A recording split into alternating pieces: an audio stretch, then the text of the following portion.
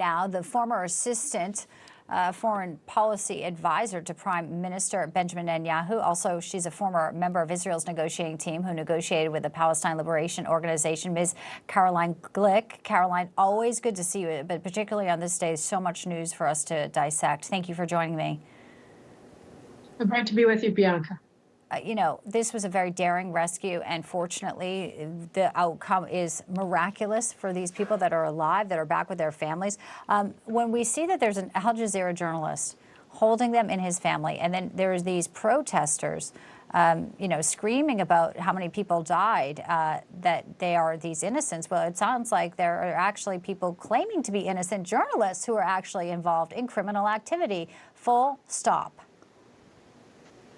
Yeah, terrorist activity, war crimes, atrocities, crimes against humanity, all of which hostage taking and keeping are defined as. So yes, you have reporters also on October 7th who joined Hamas in carrying out the massacres in Israel. While they were snapping photographs for AP, AFP, New York Times, and all the rest of the major news outlets in the world.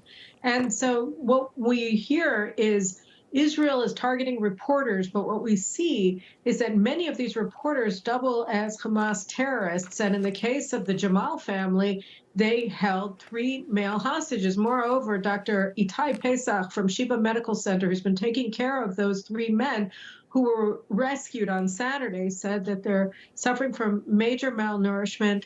They were received no protein for 8 months, so that their muscles have become you know, they've fallen apart basically, and they're suffering from massive vitamin deficiency. So although they look like they're well fed, they're poorly fed and they're deliberately malnourished. They also suffered physical torture daily. So we're talking about a society that was holding these people, not an army. You know, President Biden likes to make a distinction between the Palestinian people, the innocent civilians in Gaza, and Hamas. But what we see in this hostage rescue operation is that there were thousands of people in the streets of Nuseirat refugee camp in Gaza that were protecting Hamas, that were trying to keep the hostages hostage, that tried to kill the IDF commandos and the hostages in their evacuation vehicle. And then you had Hamas terrorists who were shooting missiles at the helicopters, evacuating them back to Israel. Exactly. And there's this video that they just released, and it's just incredible to watch and to know the outcome. It is amazing.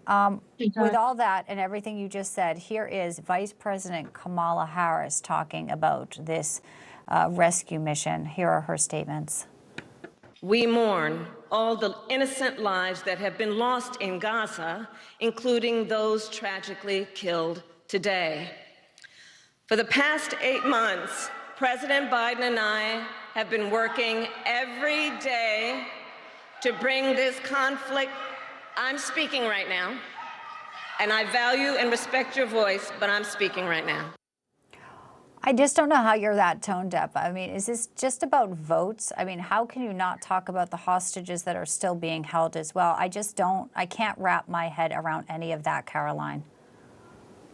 No, I mean, and also, you know, the idea that we don't even know where a Hamas terrorist ends and a civilian begins. You know, there were more civilians who participated in the slaughters of October 7th inside of Israel than there were uniformed Hamas terrorists.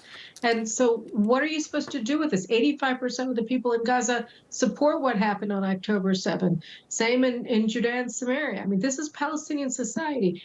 How are you supposed to look at this? And how can you say that the answer to all of this is to give these people a sovereign state, is to demand a ceasefire right away and let Hamas remain in charge in Gaza, which is what the U.S. position is right now. You know, the Security Council just passed 14-0 a U.S. Security Council resolution for a ceasefire that demands a cessation of violence without the destruction of Hamas as a military organization or as a regime in Gaza. That's the American position.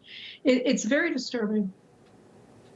Yeah, it is. And that's exactly what just happened. The Biden administration and this UN Security Council vote, as you said, just breaking right now.